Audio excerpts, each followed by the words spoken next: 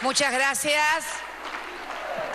Muy buenas tardes a todos y a todas, docentes, directivos, intendentes, estudiantes, organizaciones sociales, sindicales, gremiales, lo que es la comunidad educativa. La verdad que haber entregado el diploma o el certificado número 400.000 de Fines, un plan que lanzamos allá al inicio del año 2008 como una forma de permitir a todos aquellos argentinos que no habían podido terminar su escuela primaria o secundaria, poder hacerlo, y haber entregado hoy el certificado número 400.000, sinceramente es bueno. Estamos en el buen camino. Me parece que sí.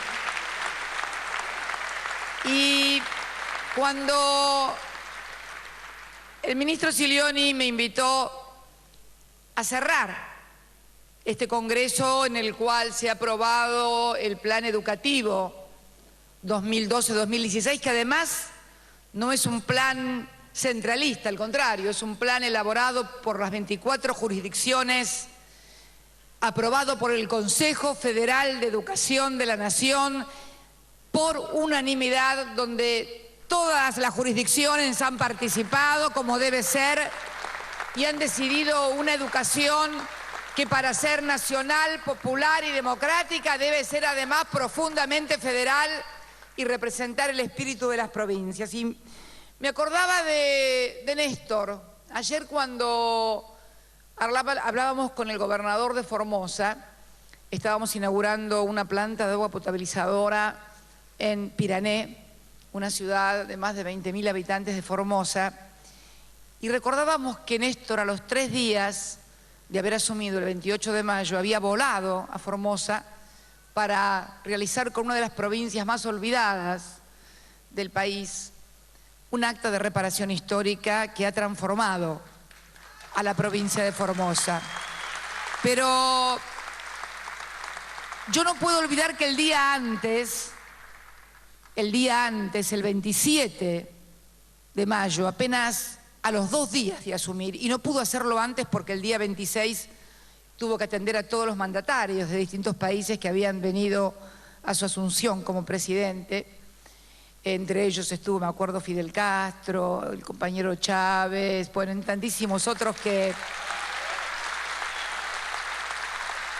El día 27, antes de ir a Formosa, voló con el entonces ministro de Educación, Daniel Filmus, a la provincia de Entre Ríos. Creo que ahí hay entrerrianos, vi una bandera de Entre Ríos hace un rato, porque hacía 3 o 4 meses que no había clases en Entre Ríos. Era la Argentina donde los docentes, no solamente de Entre Ríos, sino de casi todo el país, y todos los empleados estatales del país, cobraban en su gran mayoría con papelitos. Había de todo, había patacones, había lecops en el orden nacional. Llegó a haber 13, 14 monedas, que también ese hombre que fue a rescatar la educación entrerriana, el primer acto de gobierno objetivamente fue a volar a Entre Ríos, viajar a Entre Ríos para levantar esa huelga docente de más de 3 meses y de esta manera marcar muy claramente el camino que iba a llevar adelante. Luego vino la recuperación de todas esas monedas y la gente volvió. Yo recuerdo estas cosas porque las memorias son tan frágiles. Somos un país muchas veces de memoria frágil. Y la memoria no es para reprochar, la memoria no es para fiscalizar, la memoria es para recordar y fundamentalmente no volver a repetir ninguno de los errores que hemos cometido. Y bueno,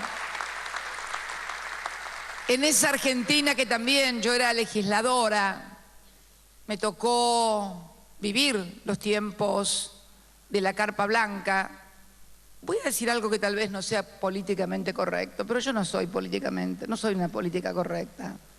Así que soy una militante política y los militantes somos otra cosa. Por ahí metemos la pata, por ahí le hacemos bien, pero yo nunca fui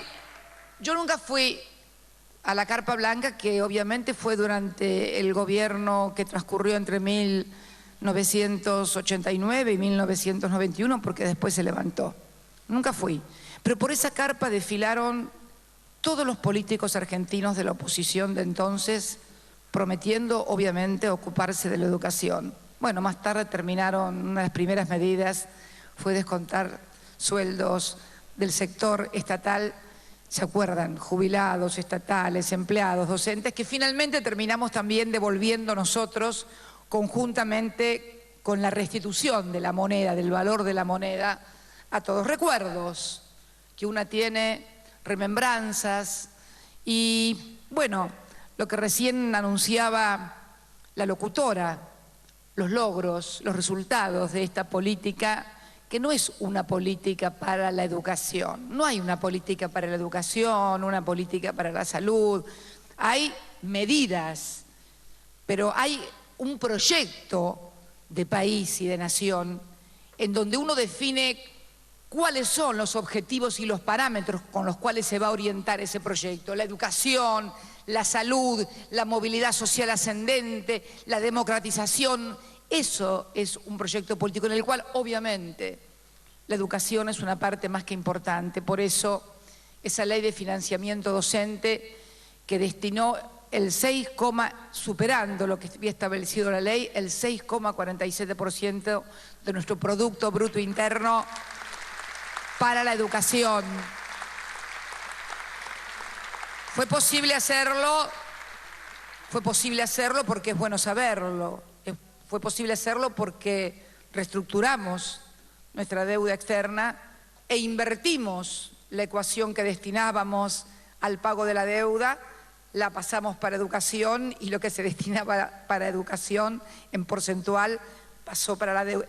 No es magia, no es magia, es simplemente decisiones políticas. Por eso también 9 universidades, por eso también más del 660% la evolución del salario mínimo garantizado que establece la Nación para todos los docentes de la República. Establecemos un piso salarial mínimo que garantiza la Nación para las 24 jurisdicciones y luego cada jurisdicción decide con su respectivo gobierno.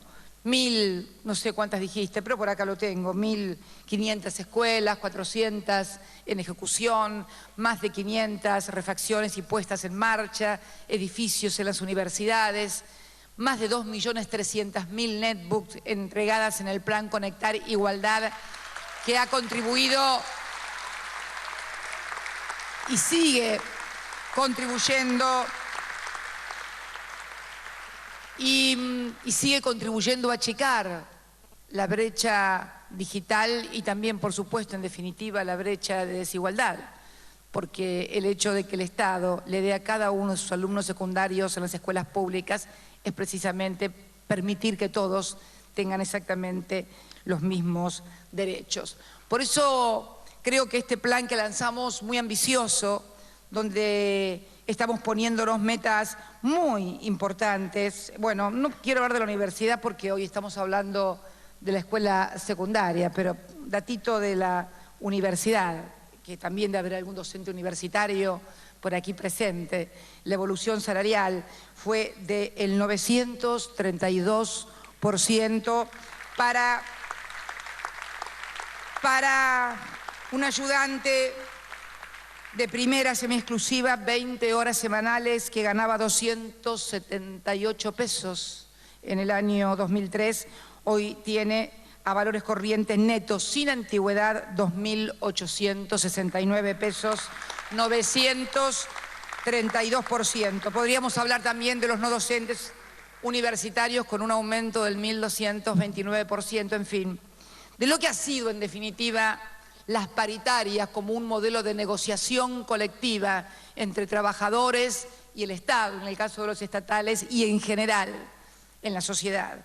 Realmente la distribución de libros, más de 54 millones de textos, ya no estudiamos más por fotocopias. Y esto también ha contribuido a desarrollar la industria del libro, 54 millones de libros adquiridos por el Ministerio de Educación, por el Gobierno Nacional para ser distribuidos en las escuelas. No quiero hablar de la parte de Alicia en materia social, en la contribución de millones de guardapolvos y cosas, bueno, porque creo que todos lo saben. La asignación universal por hijo, en fin, todo lo que ha servido para que haya más dignidad en la República Argentina, en las metas muy ambiciosas que estamos proponiendo con la educación obligatoria para 4 años, que cuando Néstor empezó en el 2003 teníamos una cobertura del 42, 43% y hoy tenemos en las salitas de 4 una cobertura de más del 70%. Es todo un tema, la recuperación de las escuelas técnicas, por Dios, en un país que había cerrado las escuelas técnicas porque no había nada que producir, el país no necesitaba obreros, el país no necesitaba torneros.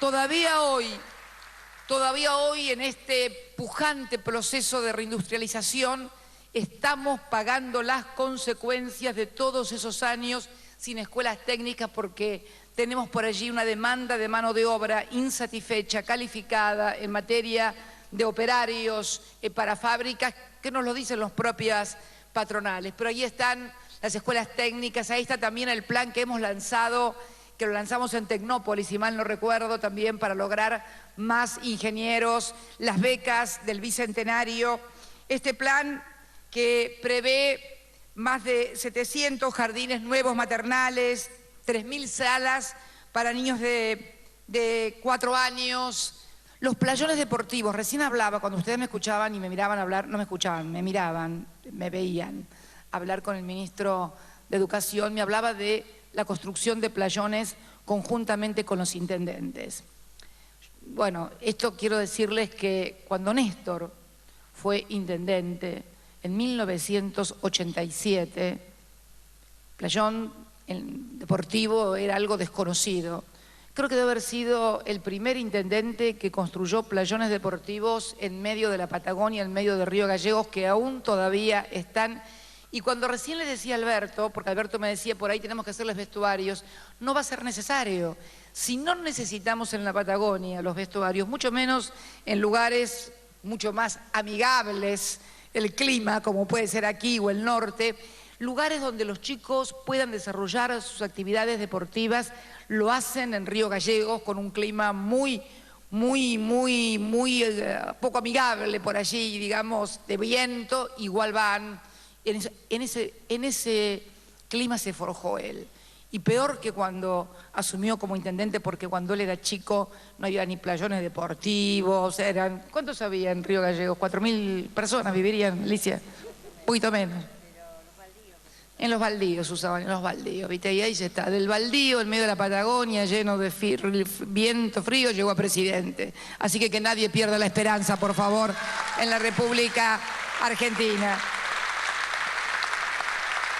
Duplicar el número de escuelas, de jornada, en fin, todo lo que estuvieron charlando hoy, la construcción de nuevos colegios, todo lo que se estuvo, porque sé que estuvieron trabajando desde muy temprano, desde la mañana, con este plan tan federal de educación. Pero yo quiero, porque estaba diciendo que a Alberto también, que hemos hecho una encuesta para compararla, porque ustedes saben que el tema de tener los chicos en el colegio es muy importante. Además hemos cambiado a partir de poder incorporar movilidad social ascendente, el rol que habían terminado cumpliendo los colegios, que habían terminado siendo comedores escolares en lugar de escuelas. Hoy los chicos han vuelto a la escuela para estudiar y vuelven a comer en sus casas. Esto que parecía un título de campaña o un eslogan de campaña se convirtió en una realidad. Y hemos hecho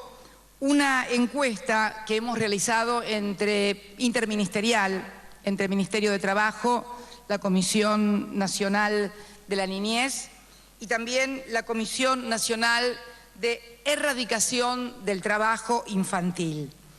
Esto fue relevado durante el tercer trimestre del año 2012 como módulo de la encuesta que se hace permanente de hogares y se hizo sobre niños, niñas y adolescentes y tenemos los resultados preliminares. Yo quiero compartirlos con ustedes cuando se publique en la totalidad. Va a ser un instrumento muy valioso también para las autoridades educativas para tomar decisiones y tener un correcto cuadro de situación de cómo estamos. Porque Néstor había mandado a hacer una encuesta similar en el año 2004 en relación a trabajo infantil, en relación a cantidad de niños entre los 5 y 17 años que están en el secundario, que están en el primario. Y la verdad que, bueno, los resultados preliminares son muy buenos. En realidad estamos hablando de un grupo entre 5 y 17 años, que en la República Argentina totaliza un total de 7.967.214 niñas, niños y adolescentes. Ese es el 100%. Ese 100% se compone de 5 a 13 años, lo que podríamos denominar el viejo concepto de escuela primaria. Ya saben que yo soy vieja, así que no es ninguna novedad. 67,5%, 5.376.316 niñas y niños entre 5, si le digo niña, una de 13 por ahí me va a mirar torcido, pero bueno, entre 5 y 13 años. Y la situación escolar por grupo de edad, y hay 2.590.898, que es el 32,5%, que son entre 14 y 17 años, lo que podríamos denominar la adolescencia. La situación escolar de esos 5.376.316 niños y niñas, tenemos que el 98,7%, 5.306.520, asiste a clase, lo cual constituye una cifra impresionante. Tenemos 50.000 que asistieron y han dejado de asistir. Debemos ir en busca de esos 50.000. ¿Por qué dejaron de asistir? Pero son 50.000 los que asistieron. Es el 0,9%. Y que nunca asistió, 18.861, el 0,4%. Esto entre la población entre 5 y 13 años. También tenemos que ir por esos 18.000 chiquitos que todavía no han ido al colegio. Todo esto también se ha podido dar un salto cualitativo y cuantitativo porque lanzamos una campaña de identidad, de identificación. Había numerosos niños y niñas como sus padres que no tenían documentos de identidad, no estaban identificados. Esto lo habíamos charlado muchísimas veces con la gente de la CETERA y lanzamos una campaña para todos los argentinos, para los 40 millones, porque también, ¿por qué no recordarlo? Sacar un documento era casi una odisea, 2 años, y hasta si tenías una tensión con alguien, te lo podían adelantar. Hoy sacar un documento es un trámite más rápido, seguro, eficiente y bueno para todos los argentinos. Entre la población de 14 a 17 años, que es de 2.590.898, el 89,1%, 2.308.000, asiste al colegio. 277.641, un 10%, que es precisamente uno de los temas, de los problemas que ha abordado este Congreso y aborda el nuevo Plan de Educación, es precisamente el abandono. Muchas veces por repitencia, muchas veces por soledad, otras veces también porque van a trabajar los chicos, esto también nos pasa, pero bueno, también el tema que deberá abordarse. Y que nunca asistió solamente 4.456, el 0,2%. Nos gustaría tener el 0, pero en términos de comparativos con lo que está pasando en otros países, que luego vamos a ver con el tema de trabajo, es muy importante. Esta encuesta también ha determinado cuáles son las actividades que desarrollan estos dos grupos. Y el grupo de 5 a 13 años, 4.999.564, el 91,7%. A la pregunta de ¿en qué utiliza su tiempo libre?, respondió: hace deberes o estudia para la escuela o el colegio. No es una cuestión menor. Hace deportes el 53%. Va a algún taller o curso el 21,5%. Sale con amigos, como todavía son chicos, el 37,8%. Usa computadora o netbook, casi el 70%, 69,9%. Y usa internet el 59,5%, casi el 60%. Si vamos al grupo de 14 a 17 años, hace los deberes o estudia en su tiempo libre el 87,1%. 2.255.475. Un poco para desmitificar algunas cuestiones. También hablaba con el ministro con esto de desmitificar algún episodio que hoy se conoció en algún colegio de alguna zona en la cual uno presume que no pueden pasar determinadas cosas, para terminar con esta estigmatización que muchas veces se hace de muchos distritos, de muchos colegios, de muchos lugares, como los que de lugares de tez más oscura o en determinados lugares geográficos, bueno, tienen costumbre que parece que son costumbres que hacen a la condición humana, no al color de piel ni a la condición social, afortunadamente.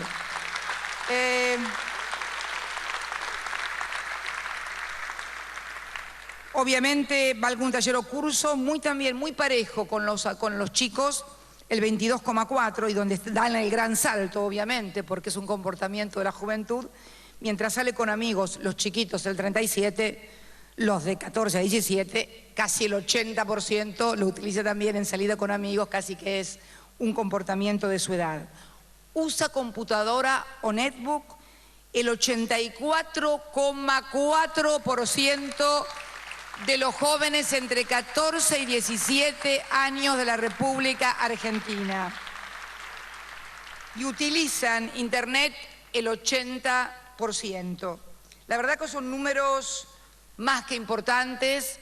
Y en cuanto al trabajo, porque en realidad esto fue hecho para ver cuántos trabajaban, en realidad muchos de los que trabajaban se considera trabajo que hayan dedicado 1 hora a la semana a la producción de algún servicio o bien de carácter económico. 1 hora que trabaje un niño entre 5 y 17 años se considera trabajo infantil. La mayoría lo hemos registrado que lo hace para la familia, para ayudar a la familia. Pero en realidad el salto cualitativo que hemos dado con la encuesta que Néstor había mandado a hacer en el 2004, cuando recién estaba asumiendo como presidente, es que en aquel momento el 6,4% de este grupo de 5 a 13 años había hecho trabajo y ahora solamente el 2,2%, con lo cual hemos tenido una reducción del 66% de niños. Por eso fue interministerial y lo hicimos conjuntamente con el Ministerio de Trabajo y debemos seguir trabajando para erradicarlo definitivamente. Y en el caso de los jóvenes, que en aquella oportunidad había sido del 19,1%, ahora está en el 14,6%, con lo cual la reducción fue del 25%. Si lo comparamos, y discúlpenme, pero esto es un trabajo muy importante porque es fundamental en materia educativa, si comparamos los números en materia de población de 5 a 17 años que trabajó al menos 1 hora, Argentina afortunadamente tiene, de acuerdo a la encuesta muy actual del año 2012, el índice más bajo de Latinoamérica. 5,3. Colombia, el 13%, es del 2011 el dato. México es del 10,5, es de 2011. Uruguay, 11,6, es dato del 2009.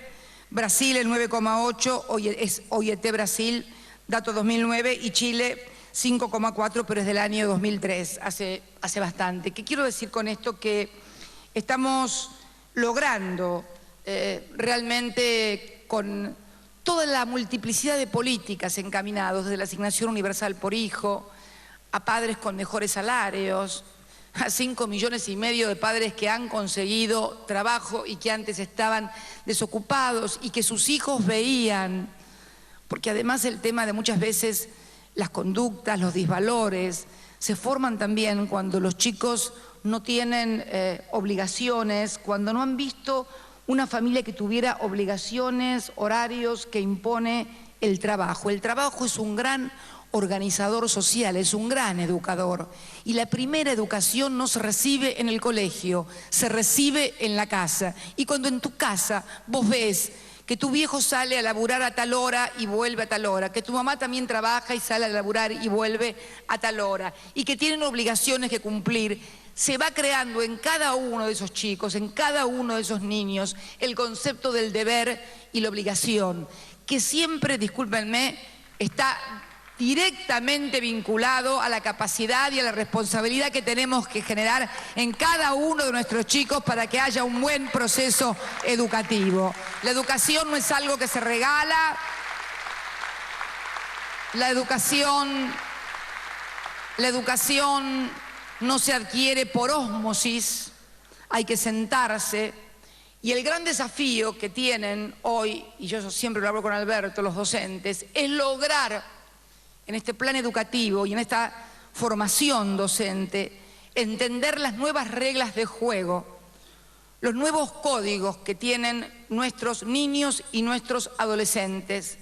Ya no estamos ante lo que éramos nosotros, medio los picapiedra, ¿no? Lectoescritores, ¿no? Éramos medio picapiedras. Y sí, hoy en la digital somos casi picapiedras. Pero ya no estamos ante alumnos de la lectoescritura, estamos ante adolescentes y niños digitales que manejan computadoras, que adquieren la información y la formación por computadora. Esto, lejos de asustarnos, debe plantearnos como un nuevo desafío, el mismo desafío que seguramente tuvo la educación cuando vino la imprenta de Gutenberg y solamente el conocimiento estaba reservado para muy pocos. Yo creo que esta digitalización es también una ampliación, una democratización de las fronteras del conocimiento. Implica también otra gran responsabilidad, porque al estar todo abierto necesitas formar ciudadanos que sean capaces de procesar la cantidad de información que se le vuelca encima de todos lados y que recibe de todos lados, para que pueda contar con los instrumentos y con los elementos para hacer su propio juicio de valor, lo que nosotros denominábamos, y sí somos hijos, de poder tener pensamiento abstracto. El pensamiento abstracto vuelve a tornar a la educación que alguna vez definimos como general, enciclopedista, pero gran formadora frente a un mundo con nuevos desafíos, porque en un momento se estuvo con un grado de especialización en la educación como si fuera, digamos, lo más, la especialización en la educación. Y en realidad, en la etapa secundaria y primaria, la formación debe ser de carácter general para tener pensamiento abstracto y luego poder elaborar los datos que uno tiene y que recibe del mundo. Yo creo que en esta combinación entre lo nuevo y lo viejo está un poco la llave de este magnífico desafío que significa ser un educador y un educando en el siglo XXI. A nosotros en el siglo XX nos fue más fácil. Yo creo que con el libro nos arreglábamos, formábamos pensamiento, teníamos nuestras ideas, pero estamos en un tiempo nuevo, pero uno no puede negarse a los cambios de época. a no ser que sea tan importante como para cambiar la época. Y como ninguno se siente tan importante como para cambiar la época, debemos tener la madurez suficiente todos, los que tengamos responsabilidades institucionales, de todo tipo, desde las más altas, desde un ministerio de educación hasta un directivo de colegio, hasta un ministro de educación de provincia, hasta un maestro de escuela, la inmensa responsabilidad que estamos afrontando en un mundo en permanente